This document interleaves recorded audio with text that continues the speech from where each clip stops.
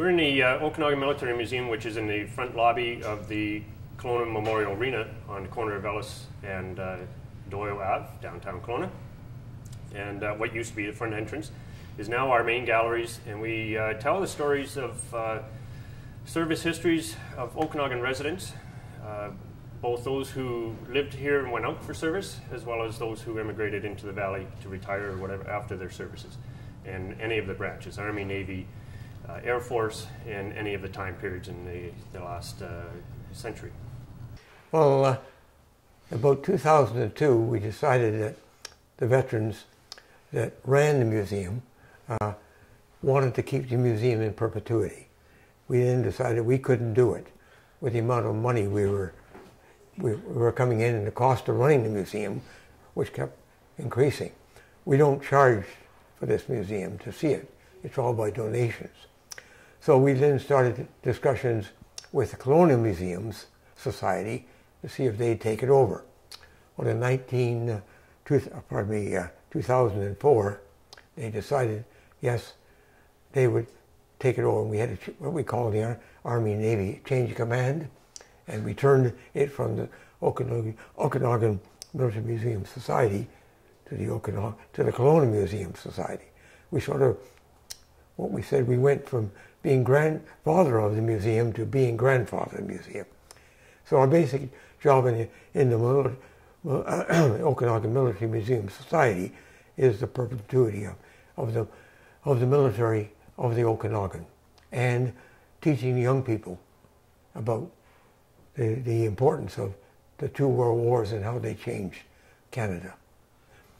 The main thing about this was a totally volunteer operation. Everything, all the redecorating, painting, moving cases you see here were done by veterans. And the only thing we did, of course, is the cost of materials.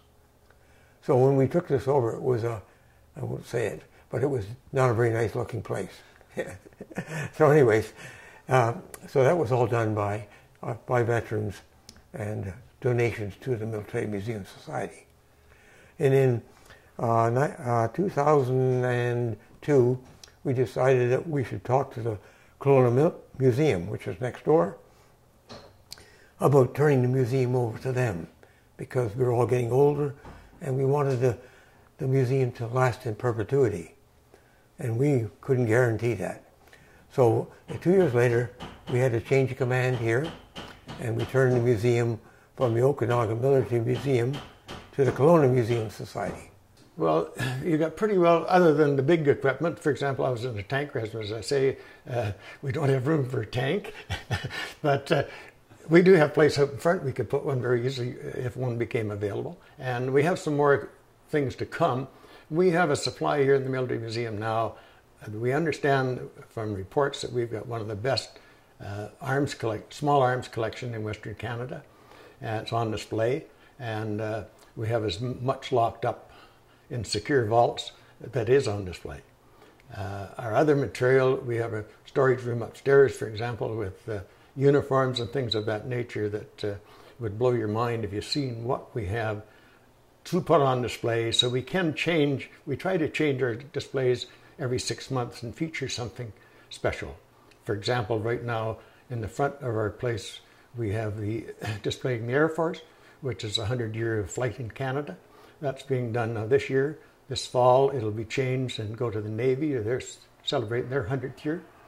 Next year, we'll be getting ready for the British Columbia Dragoons' 100th anniversary in 2011, and that'll be a big display here in the Okanagan. Well, first of all, I was on 3 different ships. HMCS French, which was really an ex-RCMP cutter from the rum running days, and then on a corvette, and for a short period of time, HMCS Chicoutimi, and then finally on a frigate, HMCS Saint Therese. And this, in the background there, is a typical corvette mess deck with a hammock slung, and they were always slung. And of course, the mess deck, and you'll see the rim around the table because corvettes were like corks. They never went around through the waves, they went over top of them just like a cork would do. They were just a small anti-submarine and patrol ship. There was only about 100 of us, or 85 or so, on a Corvette. And its primary job was going out with convoys and trying to detect with ASDIC German submarines. How did you feel about that, about going into a war?